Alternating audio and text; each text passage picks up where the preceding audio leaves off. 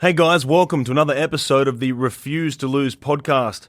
This is our first episode of Season 2 of the show, so thank you for coming back for another year. And if you're a new listener, please don't forget to go back and check out all of our previous shows. Now, we are starting 2021 by chatting to Gold Coast Titans halfback Jamal Fogarty. Again, Jamal is a guy Rhys and I grew up playing football with, and he is an absolute champion bloke both on and off the field. Jamal has a really incredible story about his journey to rugby league success. He had a breakthrough season in 2020 after years of bouncing around clubs and reserve grade teams trying to get an opportunity. Jamal actually had to wait more than 1,000 days between his second and third games in the NRL, but he never gave up, continually training and pushing himself to one day realise his dream. But it's also what Jamal did during those 1,000 days that illustrate what kind of man he is. While training for and also playing semi-professional football, he was working a full-time job as a youth worker, trying to improve the lives of disconnected kids on the Gold Coast. A job that, while rewarding, can also be very emotionally draining, especially when you're trying to raise a family of your own as well. You can hear the passion in Jamal's voice as he talks about helping others, but then almost the shy embarrassment he gets when he's talking about himself. He's just that kind of humble guy. Throughout the chat, we also cover off his debut selection in the Indigenous All-Stars, his 2020 season, the breakthrough year that he had, as I said before, and of course that now infamous Josh Papali ankle tap, plus his hopes for the Titans this year, a bit of Cameron Smith talk, and plenty more. So I really hope you enjoy my chat with Jamal Fogarty.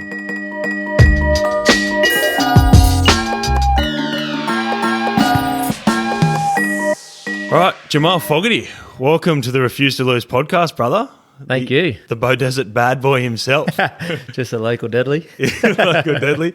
We'd like to start these podcasts by asking random questions, but there's one question I wanted to start this off with, because you're the first person on this podcast we've ever had that played with both myself and younger brother Rhys, who is in the room today. He's never been at one of the podcasts before because he lives here on the Gold Coast. I live in Sydney, but can you confirm who is the better footballer out of me and Rhys in your years of knowing us? Well, in my juniors, you played in a pretty stacked team. So I don't know if I was too scared because you had a stacked team, but and I'd say very similar, like just hard working and wanting to run hard. So I can't remember all those years ago as a junior, but even with Rhys at Bears, you just get on with it. So I'm going to say a draw. Oh, classic Jamal answer. Look, we all know the answer. Really, Rhys is the slowest Indigenous bloke to ever live, but that's all right. No, look, and this is the other thing with Rhys. And if people have ever seen pictures of Rhys, and if they see pictures of you, we were just talking about it before. You two get confused a lot. Like, I remember we were in Canada once. Me and Rhys were in Canada, and someone come up to Rhys and said, "Are you Jamal Fogarty?" This is before you even played first grade, just some random person who knew you. And you get that, eh? People have said that to you, like whether they get confused you to Rhys? Yeah, when I first moved to the Goldie and went to PBC, heaps of them thought I was Rhys or older brother of Rhys. And I remember I might have been 18 and I gave him my ID once and it worked. So pretty similar looking, I guess. Both good looking blokes, hey bros. That's what they, you know what that's like. I reckon it's and we might chuck a comparison on the Instagram so people can see for themselves. But they at the Bulldogs they used to call James Graham Booper, because he looked like the sick version of Aidan Tolman, and I reckon that's you. You look like Rhys looks like the sick version of Jamal Fogarty. That's what I reckon. Yeah, it's unfortunate. You look like Rhys, so no, yeah, I know that's tough. Tough for you, bro. Anyway, the second question I wanted to get to was, and I know you're similar to Rhys in this respect that you're a shy guy and you don't like to much fuss. So there's 1,000 people in a room, right? What would you rather do? Get up and sing a song or do a dance? Out of all my skills I have in the world, they're my two worst. I could have 20 gym beams and still can't dance or sing. So I don't know. I'd leave the room. But if not an option. If I was forced to, I cannot dance whatsoever. So I'd try and sing and just bluff my way through it. And do you have a song that you'd go to then? Nah, see, I don't even listen to music. Like I do, like I'll just listen to the radio, but I'm not like someone that keeps up with all the trends. So like at training, if you have to play music in the gym, you get voted, and I'm just like nervous as. So I just go to like a playlist. I don't even know half the songs, but I'm just entertaining the team, so I don't have to do a what bike. But no, I don't sing. I sort of just bop my head, and they get the lyrics wrong when I'm singing. So Aren't you like, you're a Bow Desert boy, aren't you? Country, I don't know, you should be in country and western or something, shouldn't you? yeah, I don't mind a bit of country. Heaps of growing up, we used to listen to heaps of Dixie Chicks and Shania Twain and all that, obviously with my mum and all the aunties and that. So I don't mind a bit of Alan Jackson and that as well. There you go. So you go Shania Twain, I Feel Like a Woman, or something like that. That's your song you sing. I have a horror story about that. When I was in year one, we did that for a school assembly, and like the Shania Twain song, and she turns around at the start and she goes, "Let's go, girls," like that. But someone decided it would be a funny idea to dress me up like Shania Twain, and like, so teacher had a full wig on me. They put full boots on me. I'm 6 years old, like high heel hooker boots, like dressed like a girl, and I had to turn around the crowd and go, "Let's go, girls," and it still haunts me to this day. And I remember at the front row as we're sitting down, some guys looked at me in the front row, some young kids, and they go, "Are you actually a girl?" And I was like, "Oh, no." And it stuck with me, and I'll be telling that to a therapist when I'm 45. That's child abuse, I think. These days it is. Yeah, it is. Yeah, exactly. And I'll never forget that. Well, all right, we'll finish on one last question then. And I asked Ronaldo Molitalo this when we had him on the podcast, but who would play you in a movie? What actor? And if you had to pick the title of your movie for your life, what would it be? I'd have to go. I'd pick Martin Lawrence. Martin Lawrence. I was going to say Kevin Hart, but yeah, Martin Lawrence. I'm not funny, but just I like watching heaps of his movies, and he's just so funny, and he's just awkward at times, which is probably a bit like myself when I go into my shell a bit. But I'd have him as the actor, and I don't know, maybe something to do with a country kid going to the city or something. Yeah. Maybe originally from the bush, moving into the big smoke. Yeah, long like overdue. That. I reckon would be a good title. Long overdue. Yeah, took too long to get to first grade.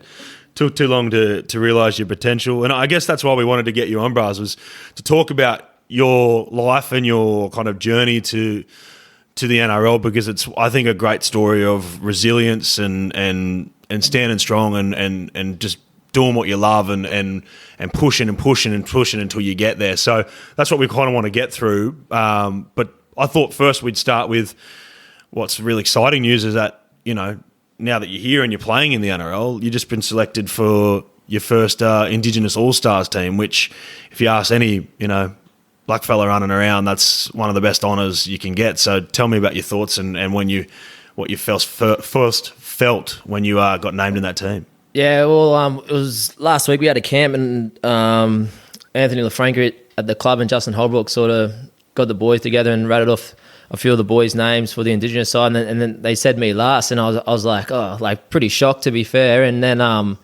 so once I sort of found out that I was in the team, went and checked my phone, and then I thought I might have been, you know, in the high numbers, maybe 14 up, like a utility to cover a bit of everywhere. And then to be in the starting team, you know, I was super shocked. Obviously, Jack Whiten was the best player in the NRL. You know, there's your first pick, 5'8", and Cody Walker's the captain of the team. So I thought instantly they're the halves, and I'll just come off the bench and have a bit of game time. So to be named in the starting team's obviously, you know, massive achievement for myself, but something that myself, my family, and the community is very, very proud of, and hopefully I can do everyone proud in the game next week. So I remember I went to the game last year as a supporter, and one of the guys that I used to work with, he's a Maori, and you know, when we went to the game, he sort of said to me, "You'll be playing that next year," and I was just told him, "Shut up, stop talking crap," pretty much. And then obviously 12 months on, here I am, about to head into camp next week. So it's been a crazy, you know, 12 months since I've come back. Yeah, and like what? How many first grade games had you played that time last year? Like what? So I'd only played two. Two first grade games. And this time last year, I was still running around at Burleigh, being a youth worker here on the Gold Coast, preparing for the trial against the Titans. So it still hasn't even been 12 months since I've been back at the club. That's a crazy rise, and we'll kind of go through that story and get to how you got there. But I like what the most proud thing I think with these things is your mob and your family. You know, back home, Beaudesert. What was the kind of reaction from everyone there to when they heard you in that team? I imagine pretty proud. It's a small little, for people who don't know Beaudesert, like small little country town, about probably an hour and a bit outside the Gold Coast. You know, what was the reaction like from back there? Yeah, well, I found out, might have been, say, 10:30 after our field session, and we were in a camp down at Casuarina at Salt. And then we sort of had our gym sessions and we had our first team meeting early afternoon, and our phones got taken off us for the whole camp. So I was rang my wife and told her, and then rang my mum and sent a message out to my sisters, and then my phone got taken off me, which is probably a good thing, really, because obviously the support from everyone back home and everyone around here that I'm mates with all sent me a text message, but I wasn't able to reply to them till that, Thursday afternoon, which was kind of good for myself, not to be bombarded and overwhelmed, because I was still shocked myself, whereas I had a couple of days to process it, and then sort of get back to everyone once I could. So it was probably good timing in a weird situation, I guess. Yeah, well, we're all looking forward to watching you play, brother. It's well deserved after a great year last year for the Titans, and hopefully good things to come this year. But we talked about Beaudesert just then, and this is kind of me and you, probably what we played each other since we were probably about 7 years old. You were always playing for the Beaudesert Kingfishers. Tell me about growing up in Beaudesert, and then kind of, because I remember you were, like, as you said, like, we kind of played in a stacked team here at Burleigh, but you were always kind of like one of the standout players in a team that, you might have even played Div 2 for a lot of your teenage years coming up, but you were kind of still picked in rep teams from Div 2 because you were always a standout player. Like, tell me about growing up in Bowie and playing out there. Yeah, it's just a small town. I think everyone in the town knows everyone. So, like, if you go somewhere, as a young fella growing up, you could walk the streets and feel very safe because that's the Smiths down the road, or that's the Johnsons across the road. Like, you'd wave to people when you're walking down the street, going to footy training. Like, people would pick you up. Like, I used to walk to and from footy training. Some people would drive past. Oh, you want a lift? Jump in the car, and they'll drop you to training. And you just go like, oh, that's sweet. Go to the local skate park. Everyone there. Like, half of them are my cousins, but also bunch of other locals in the town. But like, just for like, football is probably the biggest thing out there. Obviously that's all we got for the guys in town. A couple of people might play soccer, very little will play rugby union. So I think everyone sort of went towards rugby league, and that's where you sort of formed your friendships. And then of a weekend, I remember growing up with one of my good mates that I played all my juniors through. His family had a farm, and then I'd go stay at his place on a weekend. They would have dirt bikes, quads, old dingy cars that you could drive around on the property. You'd try and make dirt jumps with this, old school little car, like little Sega car, and you're trying to go over dirt jumps just for a laugh. Or, I remember one time I didn't know how to really ride motorbikes, and they're like, yeah, just hold the clutch in a little bit and rev it up and then let it go. And I was just like, yeah, listening to them, and I let go of the clutch, and the motorbike just come flipping out underneath me. But I didn't let go of the accelerator, so I was holding it. It was on its back wheel, like chasing after it. So it's a fun place, I guess, when you don't know any different, and form good relationships out there. And even just simple stuff like the blue bins that you have at the football grounds, we used to cut them in half and tie a rope around it, tie it to the back of the car, and go under the irrigators for a bit of fun. And like, you might pick up a bit of cow shit and then throw it at the guys that are in the bucket just for a laugh. So it was a good little place to grow up. At the time, you just felt comfortable and you could just be yourself, I guess. Hey. Mate, you're lucky you didn't. It sounds like you're lucky to have all your limbs, not involved in some kind of accident. But so when did you? Because I know you stayed in Beaudesert a long time, probably a lot longer than probably to your late teens, right? Like, guys probably, especially with chasing footy dreams, probably went to bigger schools earlier, or they left and came to Palm Beach Crumman, which is the school you eventually came to. But you were probably in Bowie till how long? And what got you to Palm Beach Currumbin? Yeah, I was both my oldies, both sides of their families are born and bred out there, and obviously me and my siblings and all my cousins were born and bred out there. And I remember one of my cousins, they moved away. He went to Palm Beach at a real young age. He's a couple of years older than me, and then I sort of just kept following his football journey and sort of like, he was like my idol at the time. And one of my other cousins was sort of making Southern, which was the rep teams and Queensland and stuff. So I was sort of started following those guys. And then I remember I played in a Koori knockout at Lismore for Wollumban Warriors in the juniors, might have been about 14 at the time. And I I met the Harold brothers for the first time down there, and they probably sort of seen an opportunity for me to come. They're like, you should come down and try and come to PBC with footy and stuff. So I was like, I didn't really think of football as a career at the time, because living in a small town, you just think I'll just get a normal job. So then once they sort of put that in my head, I was like, I might try. So I went to an open trial at PBC. I might have been year 9. They said, your footy skills and that are good, probably a little bit too small, and your grades aren't up to scratch, which was probably true at the time. I went to school to stir up teachers and just be a rat bag for 6 hours. And then so then I sort of got knocked back from that opportunity. So I was like, stuff it, I'll just keep going about my work back home, just going to school, sort of just been a knockabout. And then one of the coaches back home asked, what am I doing? It might have been just turning 17 at the time. They're like, what are you doing football-wise next year? I was like, what do you mean? I'm just playing at Kingies, mate. Like, everyone wants to play for Kingfishers back home. There's not much else to do. And he's like, I've got a couple of people at the Gold Coast Titans that are watching you. We're thinking about sending you to an open under-18s Titans trial. Would you be keen? So I was like, yeah, sweet, no worries. So I went to the trial.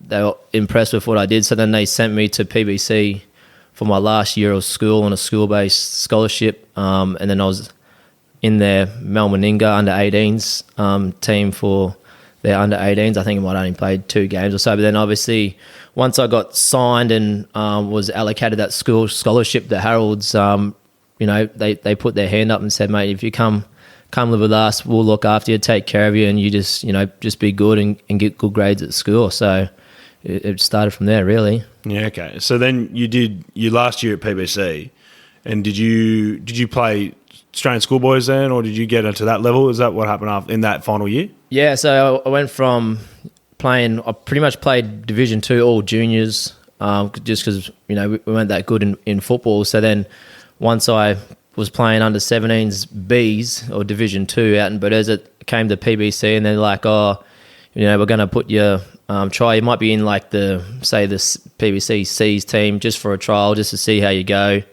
So now I was kind of like a bit filthy, because I was like, like here on a scholarship with Titans, I thought I might be at least in the Bs minimum to prove myself. And I think played 20 minutes or so, scored three tries or whatever. And they sort of just pulled me off, said, "Nah, don't worry about that, mate. No, you can too good for that, just sit on the side." And then so then I ended up making their A team. We had a pretty stacked team, so it was pretty much just having a whole lot of fun with some freakish talent. And I was just there for the ride, I guess. And then sort of went on to make South Coast into Queensland, and then by the end of the year it was Aussie Schoolboys.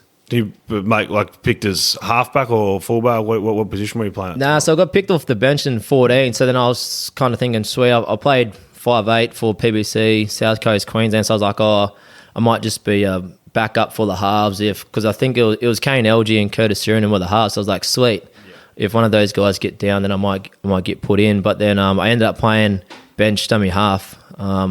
So I think the dummy half at the time might have been Luke Vescio. He was playing out at Manly. So, yeah, I ended up playing dummy half for the Aussie Schoolboys that year. Yeah, okay. So what happens then after that? So you're playing Aussie Schoolboys, and then people think the logical thing is to, you end up with the Titans in the next year. Like, guys always kind of go into NRL squads and stuff like that. But then, I guess, how did it happen? Because then the next probably time you bobbed up was like you played Seagulls, but like did Titans do anything after school? Did you do much with the Titans? Yeah, so after school I got a 2-year deal with their Titans under 20. So pretty much go to work, train 4 days a week of an afternoon.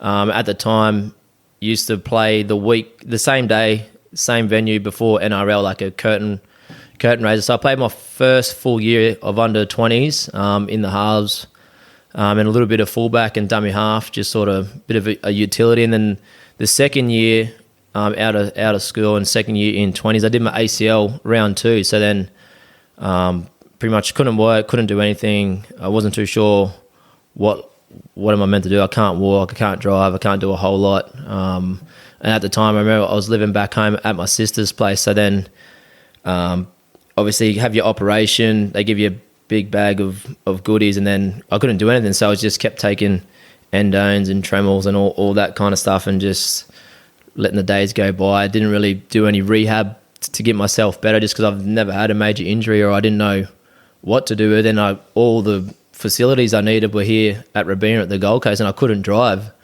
Obviously, my sister had little kids and she had to go to work to provide. So I sort of just let days go by and sort of blew out a little bit and just, I wasn't too sure what I was doing with myself at the time. I was probably in a dark place. And then once I started being able to walk and get a bit of mobility in my knee and do things, I would drive down and get a little bit of rehab.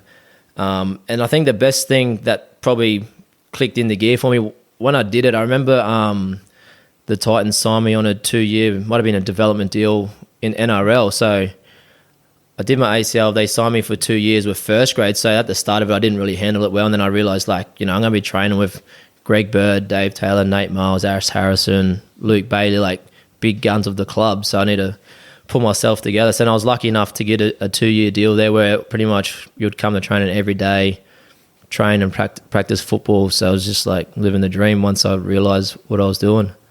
But so then you kept doing that, but then that come to an end with the Titans, or did Parramatta come knocking? How did it all end up, and how did you end up down in Sydney? Yeah, so it's my first year of Cup. I was allocated to Tweed Seagulls, and I played fullback. At the time, Aaron Zimley was my coach. He knew that I was coming off a major injury. He's like, mate, we're just going to look after, play fullback, and you don't have to defend in the front line. So I was like, sweet, it's just going to be all attack, which is something that I like. So at the time, it was pretty good. We had a pretty good season, and then 2015, I was still at Tweed Seagulls and at the Titans, and then I just had a bad run of injuries. I remember round 1, I might have done my hemi, missed 1 or 2 games, came back, then I did syndesmosis in my ankle, missed 10 weeks. So that's pretty much my whole season gone. And then I didn't perform because I was injured and wasn't too sure what to do. So I understand the club's like, well, we don't want to invest in him because he's injured. So then it just didn't, they didn't offer another contract. So I was like, sweet, no worries, I'm going to have to go out and get a job. So then pretty much by the end of that year at Seagulls, I sort of finished up, went and got a job. And I was just hating footy at the time because I was a bit down on myself about being injured. I wasn't having fun, just having a shit time pretty much. And then sort of had a chat with Jimmy Lenihan about coming to Bears, and then I came to Burleigh in 2016. He sort of told me the good things that I'm good at. I just want you to steer the team around. I like your kicking game, and we can work on the things that you aren't so good at. So I felt wanted for the first time in a long time, and just someone that took interest within me, but also away from football as well. It wasn't just all footy. And we just got on really well. And then we had a pretty successful year. We started the year off, I think we might have dropped 2 games in the first half of the season. And I didn't have a manager at the time, so I had a couple of managers from companies trying to ring me up, trying to sign me. And because I was a bit bitter about my last one, I was just like, oh, no, just kept brushing everyone. I was just loving my time at Burleigh. And then PSM, who I'm with now, they're like, mate, Parramatta's interested in getting you down to Sydney, but you don't have an agent. You need to sign with someone to get down there. And then my partner at the time, Carl's, who's my wife now, she's just like, mate, just have a meeting with them, see what they got to say, and just see what happens. So then ended up having a meeting with them, sort of heard what they were saying, and the best thing about that was they actually followed up with what they were saying. They weren't saying one thing and then doing something completely different. So then that gave me the confidence, these guys are going to kind of look after me. They flew me down to Para, and then by the end of that week, I signed with Para. Yeah, okay. So was it just a fact of I don't know, when all that injury stuff happened and the Titans let you go, you didn't have, was that where you kind of had manager issues, or just kind of got left by the wayside, you felt? Yeah, I didn't have manager issues at all. It's just sort of my contract ran out with him. We just didn't re-sign. Like, I was injured, so I sort of, at the time I was a bit bitter. I was like, injuries happen, whatever else. But then now I can sit here and think about, like, well, I wasn't performing because you're underdone, injured. So then I wasn't an investment for them at the time. So, they do have the choice to let you go if you're not going to be an investment for them. So, yeah. It can be a cutthroat world, can't it? Yeah. And so then you go to Parramatta, but there's, again, like, I remember seeing you a couple of times down there training and stuff, and you probably played, the majority of the year or however long you were there with Wentworth and stuff. But I guess, was that difficult, that transition? You move your whole family. I think you probably had young kids then, or a young child by then. Move your whole family down to Parramatta, kind of living out in the west away from family, and then still toiling away, not cracking that first grade. Like, how was that for you? Yeah, well, it was good at the start. Obviously, it's new. We were used to living, in Tweed, going to Rainbow Bay, awesome beach every weekend whenever we want. And then we packed up our stuff and moved to Blacktown, which is pretty far away. It's complete different planets. So then at the start it was awesome, something different. We'd go up and stay in the Blue Mountains. Have a weekend away down in Bulli. Went to Australia Zoo, went to Cronulla. So it just did all the touristy things, I guess. And then once we sort of stopped doing that, and it sort of realised that we've pretty much done what we wanted to do down here. But it was super hard because I think our girls at the time might have been 2 and 6 months old. Being away from, we didn't have any support whatsoever. Carl's family was up here, all my family's up here. And then it got to a point where we sort of sat at home, we had a convo about it, or what we want to do, we'll stick it out a bit longer. And then, I just wasn't enjoying the football side of it down there for myself personally. I didn't have confidence, I guess, when I went down the Para. I probably went back into my shell a little bit just from not having the support that I was used to having within Burleigh and within Jimmy as my coach. So then sort of came to a point where I was like, might have been like early rounds of the New South Wales Cup. And I rang Jimmy. I was like, mate, I'm over it. I want to come home. And he pretty much told me, toughen up, stop being a sook, and sort of ended the phone call. So I was pretty filthy at him at the time. Like, went back and inside the car, started swearing about him. It was like, the one person that I wanted for support just told me to toughen up and stick it out, which is probably true as well. Like, stop being such a sook. But I just needed a bit of comforting at that time, I guess, and someone to lean on.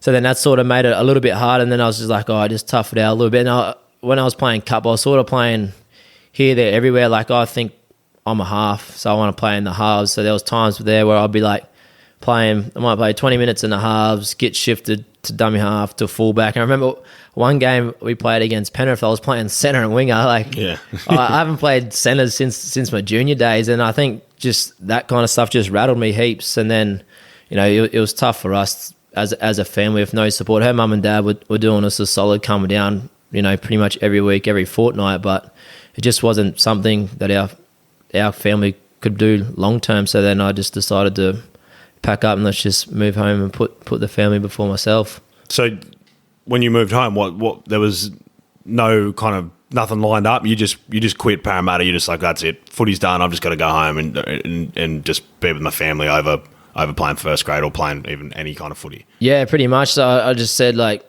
I don't want to play footy no more. I just want to move home.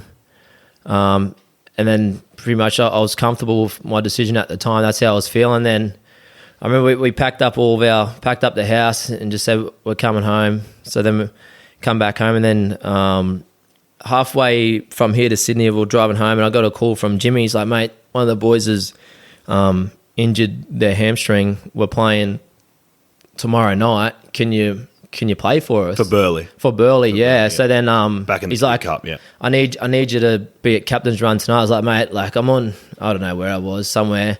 I'm like, no boots, I got nothing. They're all in a removalist truck. Like, I got nothing. He's like, don't worry, but just go and buy $50 pair of boots, and then you'll get your stuff later on. So then I sort of asked Carl, I was like, what do you reckon? She's like, well, just go and play footy and have fun. If you don't like it, then, you know your decision then. So I was like, sweet. So I just bought might have been $60 pair of boots from Rebel or something, just some gambling little boots. And then came back and played did that captain's run that night. Everyone's like, "What are you doing back?" I was like, "Oh, I just wanted to come home." Over him, they said Harry got injured with his hamstring, so I'll just fill in for a game, and then ended up playing that game. We had a pretty good win, and I played all right. And then the Titans might have rang me the following Tuesday or Monday. They said they liked how I played. Would you consider coming up here for the remainder of the season? At the time, I was kind of like, oh. But when I went home and told Carls, I wasn't too sure about it. She's like, "We'll just do it and see what comes from it." So then I was like, righto, sign there. And then I had like 2 training sessions with them, and then I make my debut. So it was just like a mad head spin just the last month or so at the time. Within the space of a couple of weeks, you've gone from playing at Parramatta to then just saying, I'm done, driving back. You don't even have boots on you. And it's pure consequences. Like if that guy doesn't tear his hamstring or whatever and Jimmy doesn't ring you and you don't go, oh, yeah, okay, I'll come down for a game, see how I feel. Like we're not sitting here. Yeah. Like it seems like that was a pretty kind of crucial period and some things really lined up well. Is that the way you look back on it? Yeah, like sitting here thinking about like obviously things happen for a reason and then opportunities present themselves. So then sitting here thinking about now, it's kind of like, oh, that happened. That was like, for some reason, it was bringing me back to Burley and playing a bit of footy. But if he didn't get injured, then I don't know probably what I'd be doing. To be fair, eh? So you literally debuted in the NRL what, like 2 weeks, 3 weeks after that? Yeah. So I played that one Saturday night here at Burley, and then I debuted that Friday night at Campbelltown against the West Tigers. So I remember like even going to that training session, I was like, oh, don't really know anyone here. Like I know a couple of people, but I don't genuinely know them. And then they picked 21 in the squad, and they said, we're going to fly everyone to Sydney. So then I was just like, I was named in the 21, so I was like, oh, sweet. I'll just, a couple of people get named in the 21 just in case, and then take 2 out or whatever. And then Carl's like, oh, are you going to be playing? I was like, well, I'm 21. I don't think so. There's 3 other people in front of me. They got Tyrone and Elge in their team, and Ash. They're going good. So then she's like, well, what if you make your debut and we're not there? So I was like, oh, just pay for flights anyway. Go down, and if I don't debut, you get to watch a game of footy. But if I do, then obviously you're there. And then so we went down Sydney, and then the night before, Tyrone Roberts came up to me. He's like, "Cuz, I'm not playing tomorrow. Congratulations, you're making your debut," and shook my hand out. And at the time, I was kind of like shocked. It coming from a player, not so much say the coach or the team manager or whatever. So at the time, I was kind of like a little bit excited, but a little bit unsure of where it was all at, just in case. And then it was confirmed the next morning when we went on our team walk, and he was like, "Yeah, making your debut," kind of thing. So it was pretty rushed and a crazy situation. Like obviously you grow up like thinking, I'm going to have a whole week of preparation. You want to soak it all up and whatever else. Whereas mine was just like, I don't know, just like hour express of just time flying past, and all of a sudden I'm running out for the Titans, and everything was just rushed and crazy. But the good thing was I had a couple of mates back home that sort of said, yep, I don't care. It might have been the 8 o'clock game down in Campbelltown. So straight after work, I can get on a flight, catch a train there, so that they did a pretty good solid. So by the end of it, I had maybe say six or 8 people from back home that came down to support me, which was a special moment, I guess. Yeah, and so did you play any more games that year? So I played one more, very last game of that 2017 season. We played the Roosters down in Allianz, and then couple of games before the end of that season, Neil Henry got sacked, so then they just had an interim coach at the time, and they were looking for their new coach. So, I thought, well, I came into the club just to fill in numbers, but I've played 2 games, so I might be able to get another contract. But then my management didn't have a coach to plead their case to. So then, I was sort of in that off season, I was thinking I might, once they announced their coach, they might be like, well, he was here, we'll bring him in. So then I didn't really do anything, and then no contract came about. So I was like, well, I need to go and get a job, but I need money. So then I went and applied for my youth worker job at Youth Justice on the Goldie. Yeah, and I want to get into that now because between those 2 games then, where there's now 1,000 days or something before you play NRL again. and we can get into like the football journey after that. But because 1,000 days is a long time after you think, you've made your debut, think maybe this is it, maybe I'm playing first grade now, and then it's another 1,000 days. But you mentioned your youth worker job. Like, tell me about that and how that came about and what essentially you did. Yeah, well, I remember Carly's brother sent me something on seek.com about this job going on the Gold Coast, about a youth worker. And like, I've always taken an interest in youth worker, like a role in that space, because back home we used to have a thing called JJ Club, Jabu Jabuni Boy Girl Homework Club. So in primary school, the local Mununjali Housing would come pick us up on the local bus, take us to the Indigenous Hall there, give us some food, help us out with our homework, pretty much just be there to help us with a little bit of homework, give us a feed, have a bit of fun, then drop us home to obviously keep us engaged at school. So then just the way that they carried themselves as workers and people themselves, and how selfless they were, just to see, there might have been, say, 30, 40 of us little Indigenous Murrays but as a primary going to the local hall. So just the time that they gave us to make a difference within our day, not thinking long term that, this kid might turn out to be a youth worker from what I did. And that's definitely why I wanted to go into that space, because they just put smiles on my faces every time I went there. They were genuine. Like, you'd be walking the streets, they'll pick you up, take you to school, take you to footy training, take you to the shops, do all that kind of stuff. And it made a difference for myself growing up. And I just realised how much they actually helped me.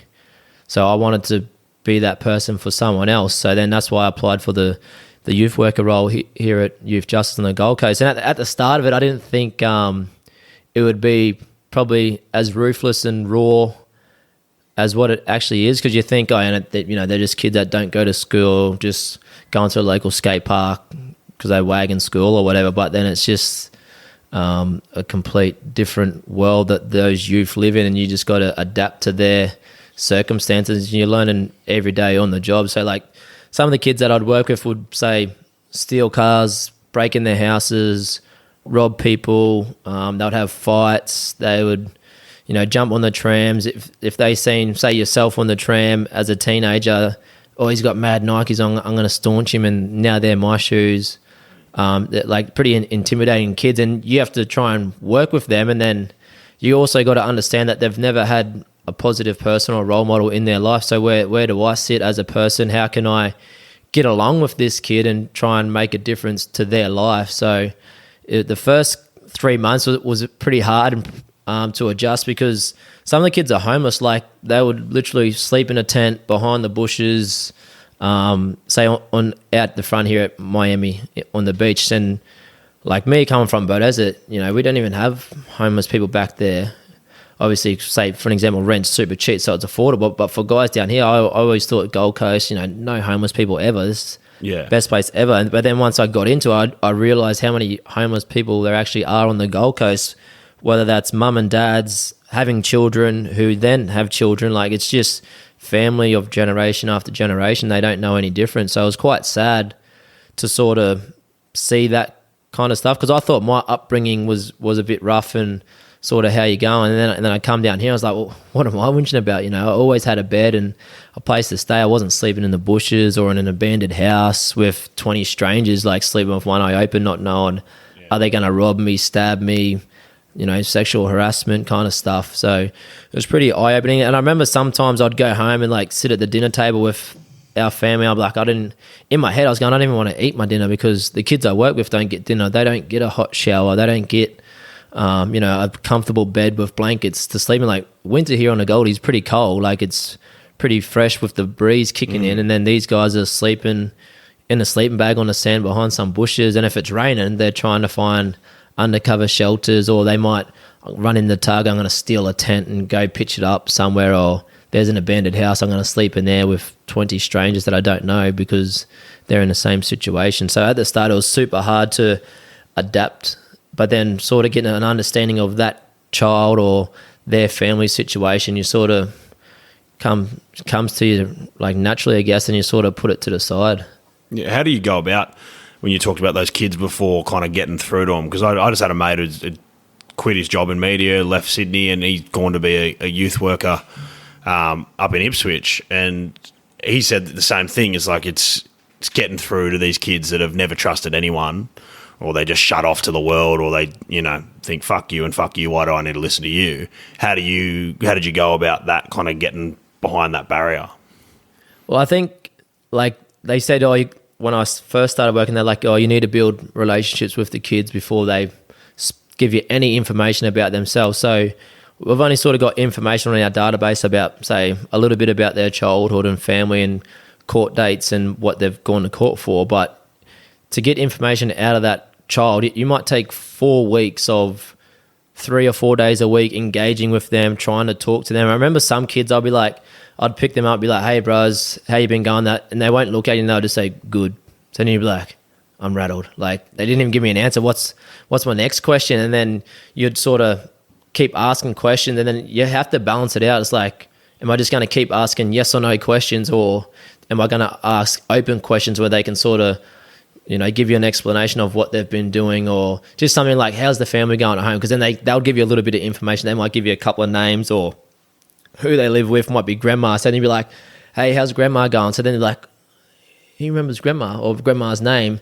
So then they sort of, he's taken a little bit of interest in me, so I'll give him a little bit more information. And every bit of information that they'll given to me, I'd reuse that the next day. So then they're like, he hasn't forgot. Like, he's actually remembered that I do this, I like cars, or I like sports. So you just have to take the little bit of information they give you and just keep recycling it until they keep giving you more. Because the hard thing in that industry is they might have a youth worker for a week. That person goes, this is too hard, I quit. Then there's someone new. So then within 2 or 3 weeks, they've had 2 different youth workers, and then that second one quits, leaves. And that's like, that could be equivalent to their parents coming home.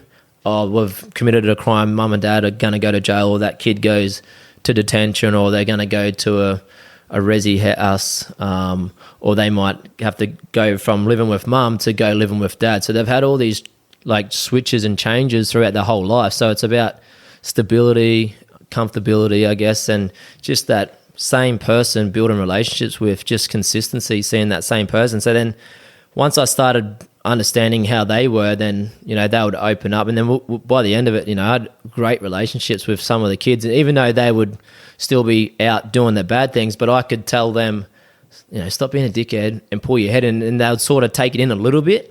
And then they would also use they know what you can and can't do. So then once you get a good relationship, like for an example, you can't take them to the shops just in case they steal something. So then they'll be like, do you reckon you could stop so I can get a drink? And because you got a good relationship, you don't want to damage it. So then you're like, sorry, like I'm not allowed to do that. You know the rules. And then they'll be like, they would blow up at you a little bit. So then you're kind of like, that's 2 steps back. So then I've got to build that relationship again. And that's every single day with the same kids over and over. So it's mentally draining, but physically cruising. And what really helped myself balance, their tough lives and not taking it home, beating myself up, was the mindfulness journal from the Resilience Project. So that sort of balanced me out heaps. About, say, question might be, what are you grateful for today? Might be, I engaged with Jake today. We had a good laugh and kicked the football down the beach today. So that sort of brought me back down to earth and made me feel comfortable to go back to work tomorrow to try and be a better person, to try and improve that young person's life. And just the best thing that I probably learnt was just to give them positive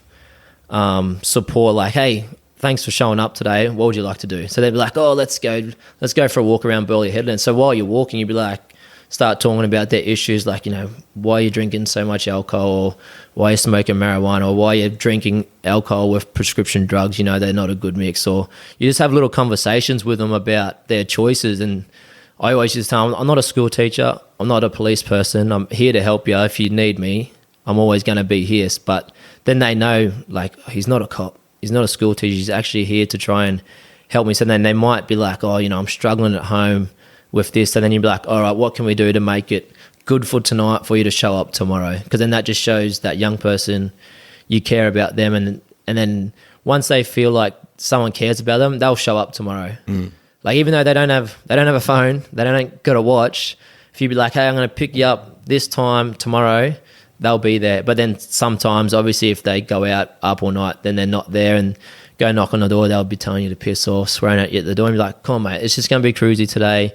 Just going to have a chat. We'll go for a drive. Oh, righto. Then you sort of have to drag them out. But that's a good sign of your relationship. If they're getting up out of bed for you to engage, then you're doing something right. Yeah, and I imagine, I was going to say, I thought interviewing footballers was a tough gig, but like I imagine trying to get answers out of these young kids is probably a lot tougher than what I have to do. But yeah, I guess that's the other thing, right? There's the sad part of the job and there's a tough part, but then there's the reward, right? The reward of breaking down and seeing something or seeing them make a positive change in their life, just even if it's small steps towards stopping drinking or, stop stealing. I imagine that would kind of make it worth it, make the kind of the heartbreak at times worth it. Yeah, because we sort of have a thing in the office where it's just celebrate the little wins. Whereas like if I message the kid and they text me back, that's a massive achievement. Obviously they've got credit, they're aware, they've responded and they're keen to engage. And even if they didn't want to engage tomorrow and they still text me back, hey, thanks for letting me know that you're not going to be at home or whatever the situation is. Whereas you can't expect these kids to be at home every night. They're going to have a good feed. They're going to have a good sleep because shit's going to go bad once we're out of their lives. So I think it's about celebrating the little wins. And like if I engage with a kid 4 days a week, I'd say like, hey, great work this week. I'm proud of you. You've come 4 days this week. Like I want to see you next week. So then when they leave, they're thinking, like, he's proud of me. Like I'm going to try and make an effort to come Monday. And then if they're not, then they feel really bad. And if you ring them up, they're like, oh, I'm so sorry. So then they're slowly connecting the dots, but it's just they don't have that 24/7 support around them. And I remember like some of the kids that you'd build a mad relationship with, like you'd sort of sit down if their orders finished. So that one of their orders might go for 3 months. And if they're like, say, their attendance has been really good throughout their whole order, you sort of sit and have a review with them. Say they would have their caseworker, say one of their youth workers for support, a family member and the young person. And I remember one of the kids, he hadn't completed an order. He's been in the system for years. And he came in and they're like, oh, Jamal, what do you think about so-and-so? And I pretty much just said, like, I remember when I first met you, couldn't have a conversation. You wouldn't talk to me, give me one-word answers, look out the other side of the window, never answer my calls, never text me back.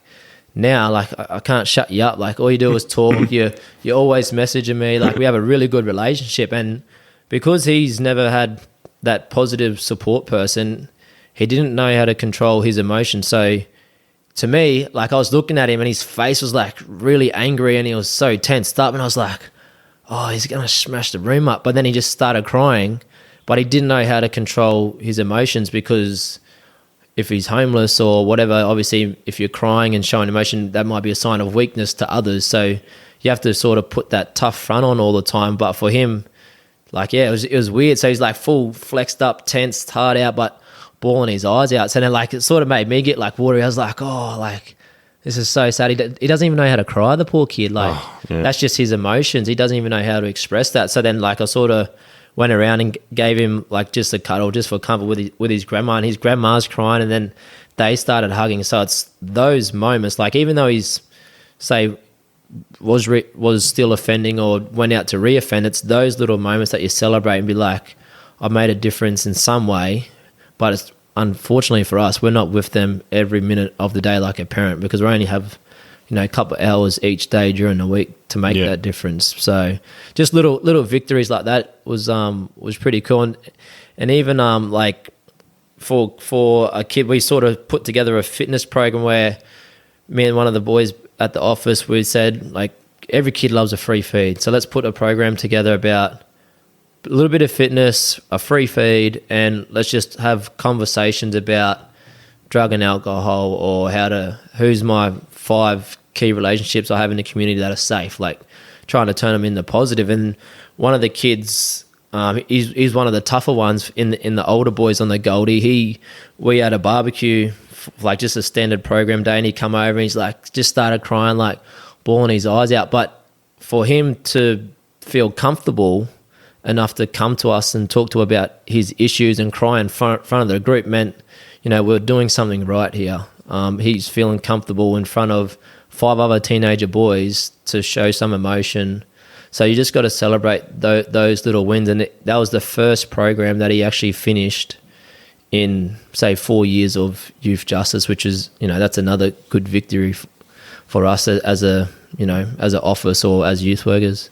Mate, that's unreal. That's some unreal stories. You could talk about all that all day. It's just so interesting. And is that something you think you'll go back to when you finish up playing? Obviously footy's priority at the moment, but is it something that's an objective you see long term? Yeah, I still think I want to connect in that area. If I make a bit of money while I can in rugby league, my ultimate goal would probably to open up a community centre for the homeless kids to come in, whether they want to come in, make a feed, wash their clothes. How can I help you out this week? Sort of not like a drop-in centre, but just a safe place within the community where they can come to feel safe, or if they need help. So just maybe something like that. But now that I'm at the Titans, I probably want to do something similar, but maybe in an Indigenous role. Mm-hmm. Obviously, Gold Coast, we recruit from the Northern Rivers, and a lot of Indigenous guys come up from there. So when they're leaving, and this is sort of coming back to my journey. When I left, I did move in with an Indigenous family, and it made me felt wanted and connected, even though I wasn't with my family. But for a lot of the guys that get signed by the Titans, they might live at Casino, Grafton, wherever in between, and they might relocate from their little tight family and community to the Gold Coast. They might have a stays home where they just live with a random family. The Titans might chip in a bit of rent, and that young Indigenous man might live with a Aussie family or whatever it may be. But if I can be that connection, a cultural connection for the Titans, and if their family want to come, hey, I'm happy for you all to come up, you can stay at our place, just make them feel wanted and connected, then hopefully it can make a difference to the club. So I'd either do the Indigenous side with the Titans and stay connected with the football space, or try and open up a little community hub or a little community safe place for anyone to come to, whether they're homeless or disengaged from school, or even if they do go to school, just a happy place for them to engage. I think that's a great idea, especially with the Indigenous boys. I always say this about the Titans, it's just such a big catchment area, the Northern Rivers, so much talent running around, but for whatever reason, they sign these kids and then they want to go home, or they will get homesick, and you never really get to kind of fully harness their potential, and they never get to realise their potential. And that sounds like something that, that could work, and you've probably seen that yourself. Yeah, so hopefully I can do one or two of them. Yeah, so talk me through. So you're doing the youth work. You were doing that for what? How long? Yeah, I think I started November 2017. So let's say 2.5 years, and then so I was pretty much work at Youth Justice Monday to Friday, 8:30 to 4:30. On a Monday, Wednesday, Friday, I'll just drive down the road here, train 3 nights a week.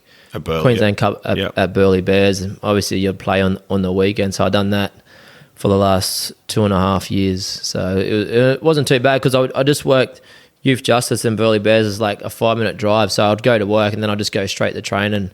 So it was a good way for myself. If I had a shitty day or a tough day at work, I can go to train, I can run it off, or go and lift some weights, or go and talk a bit of crap with the boys to vent about what's happened. And before I went home, instead of taking it home, which made a difference. And it was good too, because some of the boys would be like, "Oh, anything happened at work today?" So then they sort of would take an interest in it, and I could sort of say a little bit about it, which is my way of venting to them. So for me, it was kind of whinging, but they were excited just to hear a couple of stories or whatever's happening. Yeah. So, did you I guess at this point when you're playing, have you given up on NRL? You're not thinking about it. It's just not really a factor anymore. You're just playing footy for the fun of it at that point, I imagine. Yeah, pretty much. Well, the 2018 season, we went pretty good. Had a good year, and I sort of felt halfway through, or the back half of that season, I was like, oh, I'm getting a little bit older now.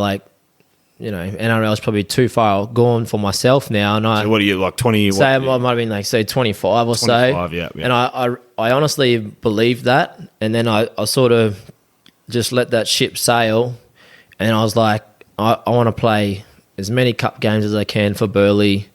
do everything I can to, once I stop playing here, to leave the club in a better place and to keep supporting the club once I finish playing football. So that was my mentality at the time. I was like, well, if I leave when I finish playing footy and other players come in, what are they going to say about me being an old boy at the club? So then I was sort of thinking about what would I leave behind for them to try and chase or try and be. And then we had a couple of us that were very similar, like a couple of older boys, NRL's too far gone, had a pretty good group. There might have been 6 of us that were all thinking the same thing. So we're all like driving the club to be what we want it to be and try and put it in the best spot for the club when we finish up. And that was for us to go to training every night, educate the younger fellas. It's not we're the senior boys, usually the young boys. Everyone's the same.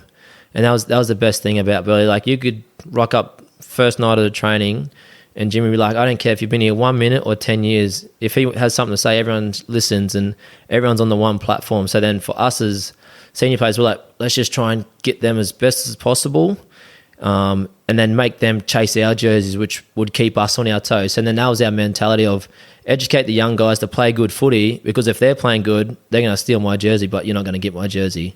So I think that was probably why the club was in such a good headspace, just because of the way guys were thinking long term, but also the there and now. And I think we ended up getting done in the prelim by East to make the grand final in 18, and then we sort of made a couple of adjustments in that off season. Then 19 came around. We pretty much kept the same squad, and the good thing was for like younger boys like your brother, and they all played 20s together, so they all came through. They kept that core group, and they were pretty successful in the 20s. So then we wanted them to keep pushing up through, and then we started bleeding a couple of them in that 2018 season, 2019 season, which was really good for the club. For those guys to think there's a pathway here for me, I just got to keep working hard, and to have the senior boys support them, and for the juniors, for us to want to stay and push us for our jerseys, it was just great. And then obviously had a pretty mad season there in 2019 when we won it. Won the comp, and you got the Petro 7-7 medal for player of the competition.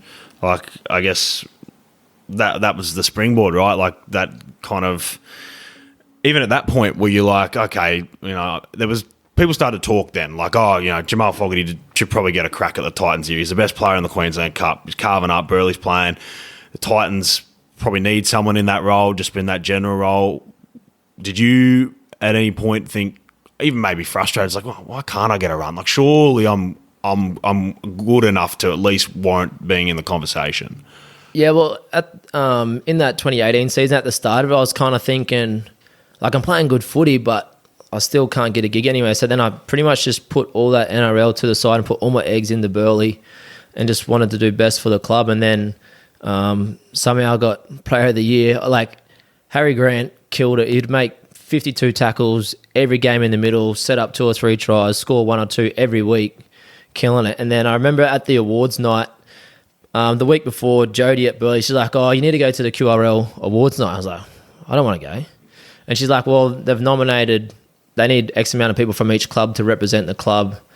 We just need you to come. You'll get fed and whatever else. So I was just like, oh, righto, I'll come up. I'll do it, sure. Yeah. So then we were up there, and they were sort of going through all the awards and whatever else. And I was just like, oh, what am I doing here? Like, wasting my time. And I was sitting next to Luke Page, and Canberra were playing Melbourne in, might have been one of their prelims or whatever. Yeah. So Page, we sort of had our water bottles up, watching the NRL game there.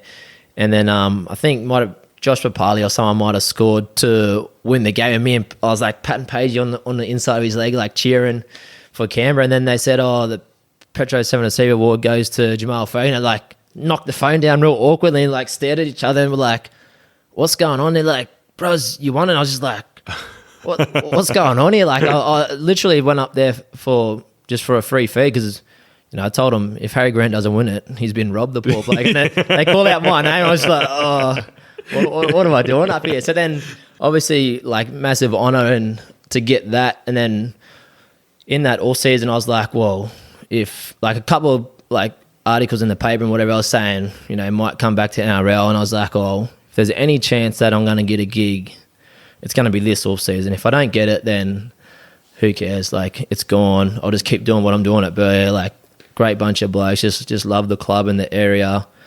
And then nothing came from it. So then we ended up playing the game in Sydney, and my manager rings me and goes,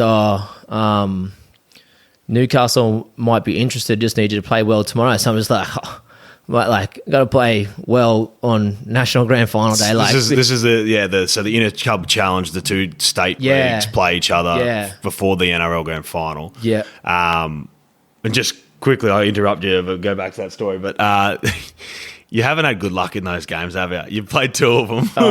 And I remember, 2016, you got flogged. And then 2019, the Bears come down. I was like, oh, God, I hope the Bears just don't get rolled today. Great game. Looks like you've got it won with about, 45 seconds. Did you chip into the... maybe you got tackled. Yeah. And there's a handover and they've got to go 70, 80 metres. Two tackles. And we knew that... sorry for saying his name wrong, Billy Magoulias. I think you nailed it. Yeah. The week before, he did a chip kick and they won extra time. So, like, if it goes to him, he's going to kick for the winger. Yeah. And then... so we sort of had a plan around it if it was to happen. And then... he got the ball. They had two tackles. They went sort of centre field, come back to him, chip for the winger.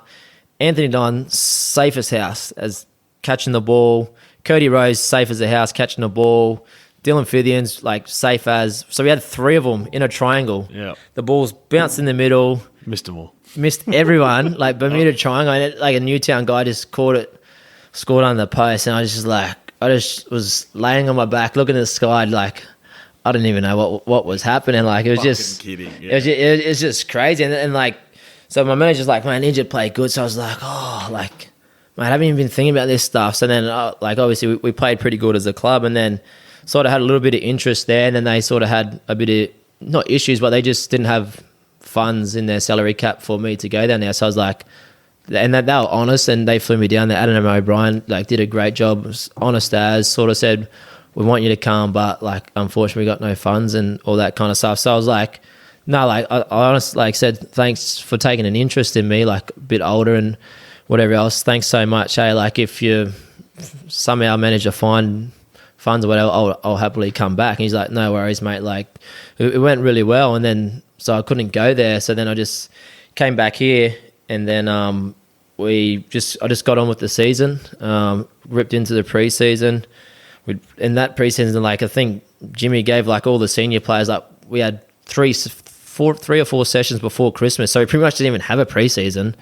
We just wanted us to feel fresh, and then he went up to Burleigh Bears, and Rick Stone sort of came in, and we kept that sort of senior playing group to keep fresh for later on the next season, and then preparing for a trial against the Titans. And we sort of have a thing at Burleigh, just whatever we do, we just want to, whoever we're playing, just try and just bash them. That's sort of our go-to, just grind them out. And then we ended up playing a pretty good first. I think the senior players were our best 17, played 50 minutes, might have been 18-6 or whatever it might have been. Then we sort of come off, and then is this at the start of 2020? So yeah, this is the start of 2020. Literally started last year. Yeah. So you're just playing for Burleigh in a trial against the Titans. Yeah. So you're not even in the Titans calculations. Nah. So still going to work, youth justice, training you 3 nights a week. So then we played Titans. We played 50 minutes. Our whole 17 played pretty good. I know, they had a couple of young fellas in their team, but we were sort of excited that we're pretty skillful. We still got it. Even though none of us are in a system, we might be able to go back to back for the 19-20 season. And then the very next morning, my manager rang me and he's like, mate, their recruitment guy wants to have a coffee with you next week just to have a chat. So then I was just just have a chat. I've heard might go up there to fill in numbers or whatever. So then I was just oh yeah, I'll think about it and get back to you. I had a chat with Carl, and she's like, well, let's have a coffee, see what they got to say. So then we ended up... Seems like a common theme every time. Just goes, give it a go, and you're like, okay, yeah, because sure. I sort of pretty calculated person, overthink crap and whatever else. So then ended up having a coffee, and then pretty much for the first hour, we didn't even talk rugby league. He's like, mate, what do you do for work? So then just, talking about work and my life and my situation, like financially and bills and how it all works. And then they pretty much said, like, would you be interested in coming up to the club on a development deal this year for 2020, and then, you'll be top 30 next year. So then I was like thinking about it. It's like development for 1 year and then top 30 for the next. Like, I'm gonna grab it. So then told my manager, yep, sweet, happy with that. Like, get me up there. So then pretty much within a week after the trial, might have been 1 or 2 weeks after the trial, I went up there, started training the week of their round of the NRL round 1 last year. You started training? Started training round 1, 2020 season, and then I wasn't able to play because I was development, even though I was like 27. The development deal. Couldn't play till June 30, and then you might get a couple of games after that, depending on how they were going in the season and whatever else. And then obviously the comp went in the shutdown because of COVID last year. And the best thing for me was they nominated 30 people within the bubble, the NRL bubble. If you're in that bubble, you're eligible to play every single week. So then once that came out, and each team sort of had like, maybe might have been 3 weeks to a month of a mini preseason. So I was like, I've got a month to, like, because I do keep myself pretty fit all year round. So I was like, I just need to knuckle down and just rip into the next month of like fitness and weights to try and push hard for a bubble spot. For a spot. And then that probably changed my mentality of being reserved and just cruising with it to probably attack it a little bit more than what I have in previous years. And being a little bit older, I probably learnt a lot from those younger times when I was just like, oh, how good's this, just running around, filling in. But this year I wanted to make it something for myself. And then, it was 1,000 days from my last game against the Roosters 2017 to round 3 after the COVID. So, and like, I was just happy for the first game just to be like I've done it. Like, I've put up such a good fight. It's been 1,000 days, but you're here. Yeah. Sort of just went with the motions and got flogged by Cowboys up there. And then sort of the season kicked on. We're pretty bad for that first rounds 1 to 10 of the season. And that obviously comes to myself being a new halfback in the team. I don't have any relationships with the boys because I've come in late, didn't do preseason. I'm learning plays every day at training, learning things on the go. The coaches they were like pretty patient with me, to be fair, and they stuck solid with me, which is, I owe that to the club and the coaching staff and Justin and the 2 Jimmies there. But they persisted with me and they kept educating me every day, every week. And then we slowly started becoming tighter as a group first at training. So when I first went there, it wasn't really a tight group. Like, everyone got along, but it just wasn't so snug. And then once we started understanding what the coaches put in place, the game plans that were simple but effective for us, and we sort of started realizing that it works, and we started believing in it. And then obviously to finish the year the way we did, just confidence for individuals. Like, the club hasn't done well for the past couple of years, so guys are low on confidence, low on self-esteem, weren't too sure, like, if the game was in the balance, we'll just roll over and we'll lose. Whereas at the end of the year, instead of rolling over and losing, we'd find a way to stay in that battle and roll onto our front and win a couple of games, even though they might have been scrappy and ugly as crap. But to win a couple just sort of gave the boys a little bit more confidence, a little bit more self-belief. And by the end of the year, I thought we were playing a pretty good style of football. Mm. Yeah, I think so too, and it's promising for this year. But with you, like, when you finally got there and you start playing regular first grade, was it easier than you thought? Was it challenging? Like, what, I don't know, like, after years of kind of not really getting there, did you kind of have this sense like, I could have been doing this the whole time if someone just kind of maybe believed in me a little bit more 5 years ago? Or did you feel like maybe, no, I wasn't ready 5 years ago, I'm only ready now because I've kind of gone through all that? Yeah, I think I probably wouldn't have been ready. And heaps of people are like, oh, mate, you should have been there years ago. But myself, confidence-wise, self-esteem and knowledge of my own ability, I probably wouldn't have gone so well years ago, and it would have just damaged my own confidence even more. So I think to sort of learn how to play tough, consistent football every week at Burleigh for two seasons, sort of probably got me right for what I did last season. Because sometimes you just, like, in cup, you play guys that are chippies all week, or they might be concreters, and then all of a sudden their coach is like, your job is just to go out there and rip his head off. So then you got to be like cop the knocks and like bit of the abuse and whatever else, but to prepare yourself for during that week to get yourself right for the weekend made it a lot easier for myself for last season. And I think the rule changes, coming back to your question, the rule changes because the 6 again rule, no one really knew how to adjust to it because it was so new. So when I started finding my feet, I was like, like everyone's a lot more bigger and faster and more skillful, but that's all it is really. They're not superhumans or, that compared to Intrust Super Cup here in Queensland. There's not a lot of difference. It's just they do footy every week, Intrust Super Cup work every week. That's the only difference. And then NRL, it's play for play for play. There's not, let's go 2 in for a hit up and then have our big shot, do or die. And that was probably my mentality when I did go into the Titans, and Justin kept sort of harping on me about stop doing setup plays for this and that. You just got to play on every play, and then that probably made it a bit easier for myself. So once I was there, I was kind of like, I can do this. And I remember at the start, we played Cronulla on the Goldie at Robina, and I'm a mad footy nerd, love watching footy. I probably watch every game of footy every weekend when I can.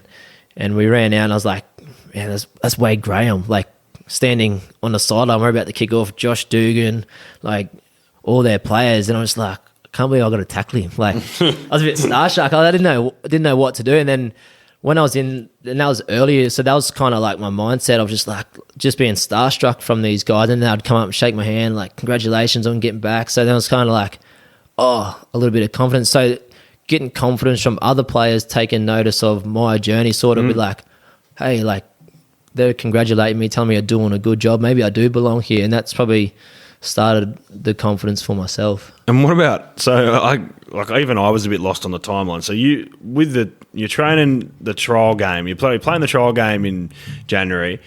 When were you captain by? When did they name you captain? So we played Cronulla. So trial game, went into the bubble, whatever else. Might have been round 14. We played Cronulla down in Sydney. Yeah, Kevy probably August. Yeah, probably August. Yeah, bit later in the season compared to usual. Yeah. Kevy got suspended for 3 or 4 weeks, whatever he got. So then we were at training, and then Ash got ruled out during that week, and I was just washing my dish up in the kitchen, and just casual as, like, everyone sort of just having their chats on lunch, and then coach came over and he's like, oh, mate, you're going to be captain this week? And I was like, oh, shut up, like, stop talking crap kind of thing, and brushed him a little bit. And he's like, nah, like, I'm serious. Do you want to do it? So I was like, you serious? And he's like, yeah. I was like, yeah, like, bloody oath. I was stoked, but, like, just shocked to, like, man, I've played, 12 games? Like, the least experience in the team. You got, like, Nathan Peets, Tyrone Peachy, Anthony Don, like all these guys that have played, say, 10 years and, got rep jerseys, and you come into, a 27-year-old rookie to captain the club. So it was a weird moment, but looking back on it, it's something special and something I remember forever. I'd like to get the stats on that, and I might, next time I run into David Middleton, ask him how that has to be the quickest turnaround from player playing, not even contracted to a club, or like playing, I guess, reserve grade to NRL club captain. It has to be the quickest in history. Like, I can't think of anything that would be quicker than that. Like, in the space of 6 months, going from not even, it's crazy. But the other funny thing, I guess, that happened around then, and the other thing that stands out to people was, maybe it was maybe a game later or something, or 2 games later, was the Josh Papali ankle tap. And I hate to bring it up, but it's a great moment last year, one of the moments of the season. Like, and for people who haven't seen it, like, everyone's seen it, but the big fella run you down. And I agree. Like, he got lucky in that you kind of veered towards him. Like, I reckon if you pinned left to the corner, he doesn't get near you. But he just got the ankle. Tell me what it was like when you saw him coming and then when he got you. Yeah, so that was the very first game that, I was captain. It was awesome to run out at, on the Goldie here, had family and that come to support me. So then before I went in the game, I was like, my role doesn't change, just do what you do. And then game's going. We're going all right. I think it might have been like 24-12 at that stage. We were down by 2 and things were going kind of tit for tat either side. And Canberra were a great side last year. So then we were like, we're competing the ball. They fifth and last little chip kick. And I was like, shortest bloke on the field, I'm going to jump for this. Like, I don't usually jump for the ball, and I caught it. And then I just thought, like, just get to the 20, tap, look for one of our wingers.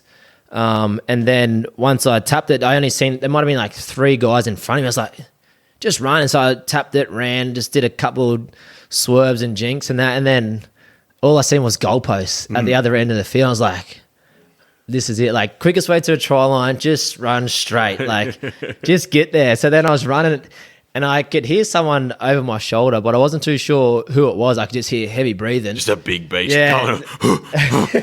Coming by. And then like I felt the heat over my shoulder. So I was like, mate, like, you're 50 meters, you're over halfway now. Like, you're going to get there. And I got to the 40 and like kept chewing away at the meters. And then when someone goes to ankle tap, they put their hand out to try and be like, oh, I'm not close enough, and sort of give up. I sort of felt that. Yeah. And then I was like, oh, I'm sweet. So I just kept running, and then boost, ankle tap, and I rolled onto the ball real awkwardly and just sort of winded myself.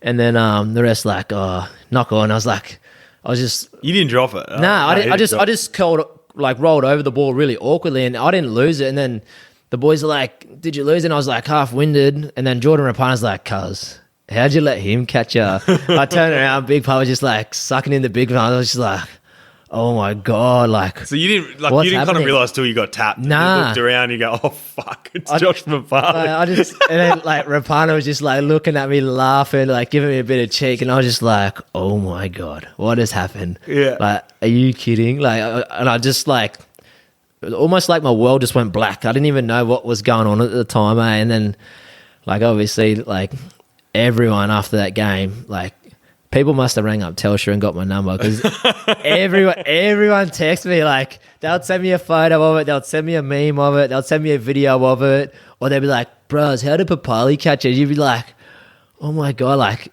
so I was sitting at home that night, I was just like, everyone was texting me at phone spot, and I was just like, far out. Like, what do I say? Like, do I just copy and paste and send to everyone, or same as like Instagram and all that's blowing up? Like, it was just going nuts. So then, like, obviously I should have ran to the left, but in my head, go to the left. He doesn't. Yeah, quickest way to try and just get there. And I just seen goalpost and green. I was like, I'm gonna score, and then that happened, and then the rest is history. But like, I've been out in public a couple of times, and people like, I went to Garden City. Me and Carl's are gonna have a weekend away, and Garden City in the food court having a bit of Chinese, and this little kid's staring at me on the side. I was like, he's staring at, and he just kept staring at me. I was eating my food, like, because little kids, like, they stare like right into your soul. I was like, oh crap. And he come over, he's like, hey mate, I'm a kingy, like junior kingfisher. Yeah. How did Papali tackle you? And I was just like, didn't tell me his name. All he said was, I'm a junior kingy. How did Papali tackle you? I was just like, oh, I don't know, mate. I just rather, like, little kids at the shopping, at the shops. And even when I take big girl to school, like, I sort of went in and did just played a bit of touch footy with the kids just to go in there for a bit of fun. And then, like, here I am with the ball jogging with some kids, and then the teachers are out the window. How does someone like Josh Papali catch you? I was just like, the school teachers, the little kids, like, everyone's just giving it to me. So now it's a like conversation starter for people, I guess, to feel comfortable to come and say hello, and I just laugh it off. I can't do a whole lot about it. I think you got to embrace it. It's funny. Yeah. It's funny. It's like people that get like in the NBA, they say you don't want to be posterized by someone slam dunking over the top of you. Yeah. Like, it's a bit like that. Like, people just remember the great kind of moment, but it's funny. Yeah. And like, it won like moment of the year or something. Or and I remember in the off season they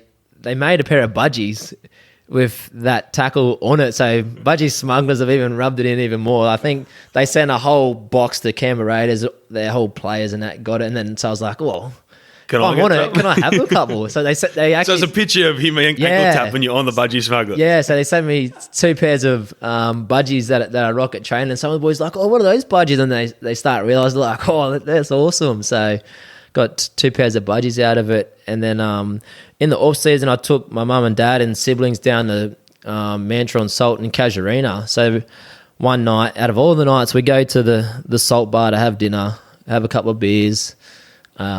NRL awards nights on. Here's the massive 10 TVs rolled into one TV, and every 2 minutes an ad would come on. Here the ankle tap, and I'm just like sitting in the pub, like people are kind of looking at me. I'm not too sure if they were connecting the dots. Like, that's him. Is that him sitting over there? Like, I reckon I might have been there for a couple of hours. I've probably seen it over 100 times. And then I think even a couple of people tweeted about like, how many times do we have to see this? So because you're pretty quick. Like, yeah, like how do you go sprint wise in there? Nah, I'm 30, 40 meters max. Okay, and then anything else, little legs get anything right after that. Yeah. I think the Penrith try, they might have referred to it as the pig trotters. So the pig trotters run out of steam and they start slowing down. So anything outside that 40, I'm no good. All right. Thank you for humouring us with the Papali chat. You probably get sick of talking about it. Well, we'll come to a close soon, brother, but I just want to talk about your excitement for this year with the Titans. A lot of people talking about the Titans this year, a couple of big signings, and you joked about it before the podcast that all the media asked you in the first couple of questions back this year is Cameron Smith coming, and how's Big Tino and David Fafita? But I mean, Cameron Smith aside for a second, whatever he's doing, but those 2 guys plus the season you had last year, plus I guess Justin, you in your second year, there's a lot to kind of be hopeful about what you guys can do this year. Yeah, definitely. I think the best thing for us as a club was the way we finished last year, to give the guys that have been beaten with confidence for the last couple of years, is to get a little bit of confidence, believe in themselves, knowing that they're up to the standard and we can do something special. And then for the recruitment guys and the coaches to be like, we're going to go out, get some good recruits to come in on top. It's just adding, good quality players and just raw talent to the squad. And like someone like Dave, he got ankle knee surgery up at Bronx. He was coming in early before anyone had to come in the preseason, just because the way we finished last season, he wanted to get his body right to add to that. And I think that mentality of him coming in, like being, say marquee signing, coming to the club, getting there early, sort of showed everyone else like he's buying into what we're about. Heaps of us started coming back a week earlier than what we should have with the coaching staff and ringing us up and that. And then it just sort of like gained a bit of confidence. There's competition for spots all over the field. Dave's a, just one in a lifetime player, like just X factor, give him the ball. He runs like Addo Carr, fast as, or if he just wants to run straight over and squash a halfback, he can do the same. So to have him in the squad, it's going to be awesome for the club, the community, and our team. And then obviously, like Tino's year last year was just awesome. Even like obviously knowing that he was coming to the club, I'd watch Melbourne games and watch how he was going, and just like some of the games, the amount of minutes and the amount of damage that he was doing was just awesome. And then obviously for him to top it off with a premiership rolling to Origin, they win the series. So then he's come back to our team with confidence and knowledge from Melbourne, plus out of that Maroons camp. So the vibe within the middles, because they're back rower and front row lock, they're just educating the other guys about just little things, and our guys are educating them about what we built our team on last year. So it's been really awesome. Like preseason this year has been like just the best time. Like we get flogged and whatever else, but we're just such a tight group. Everyone's ripping in, everyone's competing for spots, and I think that's probably the best thing for us. Everyone's competing for spots. We're trying to educate each other whether that person's going to take my jersey or not. The coaching staff have done an awesome job with how they've structured the preseason. We got new staff that have just come into the club. Our high performance team. They're full of energy. They're making the place buzz. And when you see your coaching staff and your trainers come in with energy and smiles, it's just infectious. And at training, it's been awesome. But in saying that means nothing unless we go out and win games. So hopefully we can just keep doing what we've been doing in the preseason, take confidence from last year. Obviously last year means nothing because we didn't win the grand final or make final, so that means nothing, but we can take a few things out of that into this season to hopefully, we can start well and make it a little bit easier on ourselves. If we win a couple earlier in the year, we know, we can do it in the back end of the year like we did last season. Yeah, let's hope so. I think everyone wants to see the Titans do well. It's good for the game, to have a team performing strongly here on the coast. And you swore black and blue before we started. You haven't seen Cameron Smith. Haven't seen him. Nah. Like I said, in the break, everyone was like, is Cameron Smith coming to the Titans? What's David Teal like? But this is just my opinion. I don't know anything about it all. It's whatever the media is writing up. He hasn't been at training. Obviously, probably just getting massages 24/7, living the dream like he probably deserves. But that's totally up to the coaching staff and the recruitment guys to whether they try and get him to the club or if he's up to it or whatever. But if he does come to the club, that would be totally awesome for our community. Obviously, we've recruited really well, and if he did come, that'll top it off and be the best player to play for the Titans if he did. He's the best in the world for 17 seasons or whatnot. So, but then the flip side of that, if he doesn't come, we're just getting on with it. He's not there now, so it's not going to change what we're doing. We're going to attack the season like every other team is going to, and just get on with it. So if he does come, great. If not, we're still getting on with it. Yeah, because if you believe it, mate, the media, there's conspiracy theories. It's like he's coming. It's like the moon landing. People debating. Oh no, I heard that his kids are here and he's going there, and everyone's got a theory on it. So it'll be interesting to see what he does. All right, bro. We'll finish on a couple of fun questions. First thing that comes to your mind, we always do this. Weirdest superstition you have or you've seen in your time over playing professional sport? Because professional athletes always seem to have weird things they do before games or things they have to do the night before games. You got anything?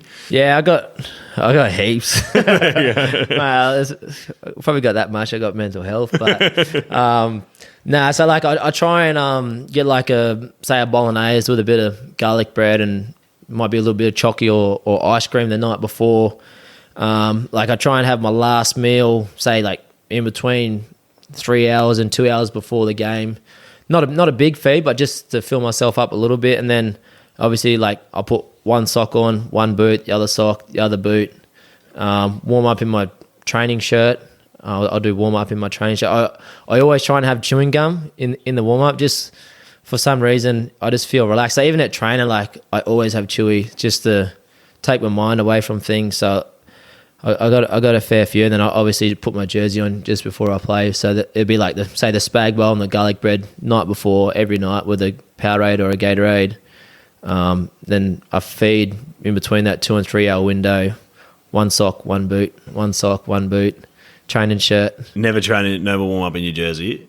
At the start of the season, I was doing that. We'll go and crap as a team. So I was like, something needs to change.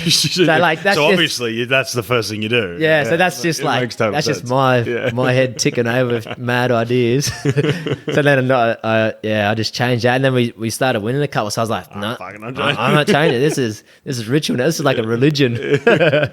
And the chewing gum, that's just how you keep your jawline so chiseled, or you just it just relaxes you. Yeah, I think it just takes me away from thinking about stuff, especially if it's a new piece of chewy, you got to put a bit of effort in there to chew it to get it soft. But then when it's old, it's gets that yucky part and you toss it out. So you're kind of thinking about that instead of when I run out, I'm just chewing on a piece of chewy, kick the foot in, and you don't really take. I don't really take a whole lot of notice about the crowd. Just sort of zeroes me in, I guess. Yeah. Okay. What about bad habits? You got any bad habits? Yeah. What do you do? I roll my foot. So whether it's, I've had this one forever. If I go to training, have a shower, put my wet clothes in a towel, I roll it up, I'll put it in my bag, and then I go home and you got your basket, dirty clothes basket, I'll just put it on the lid. Instead of lifting the lid up and throwing it in there, I just sit on the lid that'll do. Close enough is good enough. And I bet your missus just sprays you. She's always just blowing up at me. Or like some days I'll just leave it in my bag, like not on purpose, but I'll go home, just throw my bag in. Stink. And then you'll be like, oh no. And probably the other one, like if we go away for a holiday, I'll pack say like one of the suitcase bags, and if we come back, I won't unpack it. I'll just leave it. I'm going to use those clothes and I'll end up in the dishwashing, like it's not dishwasher, now in the... You put it in the dishwasher, you're in trouble. Nah. I'll put it in the dirty clothes basket after I've worn them. Yeah, well, wear them. Yeah, so I'm not going to take them out, put them in my drawer to take them out and wear. So I just leave it there. So it's just chilling on the floor. That's just pure logic. That's efficiency. Yeah, just work smarter, not harder. Exactly right. What about hidden talents then? You got any hidden talents? You said you couldn't sing, can't dance, do anything? Nah. Nah. Like... I always try and stir up my kids. That's probably a hidden talent. Like constantly, they could have the worst day at school or just worst day at home, and I'll still poke the bear. Like I'll still stir them up, or I'm always just tormenting them, and like I might go like hide in the room of a night time, turn the lights off, and call them down the hallway and like jump out and scare them. I don't know if that's a talent or not. And then like talent's been a pest. Yeah. So then like I kind of do that. Like when I was at Burleigh, we would have a couple of way trips going back from the team. Then I'd jump in the bushes, try and scare a couple of people. In talent, I've got one talent, but I'm not good at it. I play golf, left-handed grip, right-handed swing. I'm not good at golf, but I'm going to say that's a talent because not everyone does it. So you're left-handed, like, yeah, okay, yeah. Yeah. And then you... I swing right-handed. Oh, that is weird. but it's... Do you do anything else weird? Like, you know, there's people that say, like, oh, I throw with my right, but I right with my left. Nah, so I'm right dominant for everything, but I play cricket left-handed. Right. And because of my cricket grip left-handed, that's how I hold the club. That's how the club. But I swing the other way and swing right-handed. So, like, when I go and play golf, everyone's like, what are you doing? I was like, what? I'm swinging. They're like, are you kidding? Like, what's going on here? And they get spun out about it, like, and then they'll try and be like, you're kidding. You're off your head. Why are you playing? And, like, on a good day, I can hit them pretty good sometimes, like, say 50% of the day, but then other times I'm just a hacker. Like that. Yeah, golf's hard enough without that, without fucked up hand shit. Oh, good mental game, golf. Yeah, worst. The worst. Well, I think a good one to finish on, bro, is considering your story and everything we've heard today, is kind of advice you'd have for young footballers, you know, just say 20, 21, 22-year-old kind of kids just on their, getting there, think they're on a path to first grade. What would be your advice to them? I don't know. Like, I think the main one would be just surround yourself with people that support you. Obviously, you're going to have people that criticize you and say that you're shit and you're not good enough and whatever else. But the guys that really believe in you, keep close and keep them around, because that person for me was Jimmy Lenihan, and sort of having him around all the time, like sort of, I wasn't even thinking about NRL, but he still was. And I think that sort of, like, coming from your coach, who you're performing for, like, sort of kept that little bit of hunger to keep getting better as a person, to not think it's probably never finished. And then obviously the year that I had last year to back it up to get to the NRL, it's kind of like just keep those guys that support you close. And then the other good piece of advice that I got was Aiden Caesar was at the Titans when I signed at the club originally, and he said I think that was his last year, was my last year, and he went to Canberra. And then he's like, mate, just find a coach that likes you for your qualities and they'll support you. Because there's going to be guys out there that don't like you and they won't support you. So then when he told me that, I was playing cup for Tweed Seagulls, and then I had the conversation with Jimmy. He's like, mate, these are the 3 things I like about you. I want you to come play for me. And then when he said that, I just flicked like a little video clip in my head of me talking to Aiden Caesar, which was find someone that, you know, likes what you're about. Because there'll be someone out there, and I was like, this is the moment. Like, he told me that, this is the guy, so I'm going to go there. So I think, that there's always going to be one coach or a team out there that supports your playing ability and what you've got that could help out their club, and you just need the right support to get you there, I guess, because like I said, there's, whether it's news reporters, other clubs, fans, people down the street, there's going to be people bagging you out and sending you. You know, when you have a shit game, they'll be there throwing knives at you, but when you have a good game, they'll be there patting you on the back. So just keep the ones that are loyal around you, I guess. Yeah, as a news reporter, I never threw knives at you, brother. Don't worry. It's always supporting you. Jamal, I think that's a perfect way to end, brother. A really insightful podcast, and I think people will get a lot out of that. So thanks for sharing your time and coming over to the house and sharing your story, brother. Appreciate it. No, thank you. Thanks for taking an interest in my journey, and hopefully someone can take something out of today's chat. Good luck this year. Thanks, bros. Thanks for listening, guys. We've got plenty more episodes coming your way very soon. Don't forget to follow the Refuse to Lose podcast on Facebook, Instagram, and Twitter. We look forward to talking to you again soon.